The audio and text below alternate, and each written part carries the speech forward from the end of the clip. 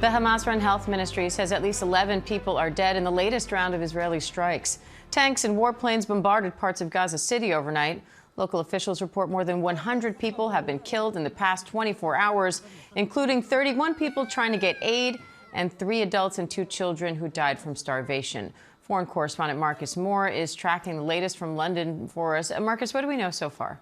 Hey, Diane, we know that there are the reports of the increased bombardment in Gaza City, and according to the health ministry, a number of victims remain under the rubble of collapsed buildings, and that at the moment there are areas that ambulances and rescuers cannot reach. And so it remains a dire situation there. And all indications are that Israel is preparing for that expanded military operation to occupy Gaza City. And this is a plan that sparked outrage and also concern about the impact it could have on the humanitarian situation in Gaza.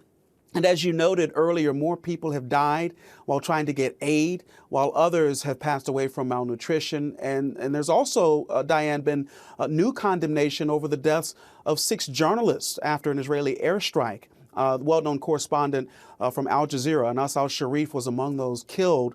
Israel claimed that he was a Hamas terrorist. The Al Jazeera network vehemently denying those allegations. And Diane, the United Nations has condemned what happened, calling it a violation of international law.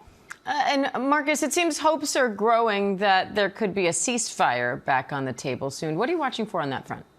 Yeah, so these discussions have continued throughout all of this, albeit much of the discussions have been back channel. But there are reports that the leader of Hamas will be in Cairo for talks with officials on a potential ceasefire. And right now it's unclear what, if any, progress has been made there. But certainly for many, the hope is that a ceasefire deal could be back on the table. But when you look at what's happening on the ground, Diane, it really does seem like any deal is quite far off.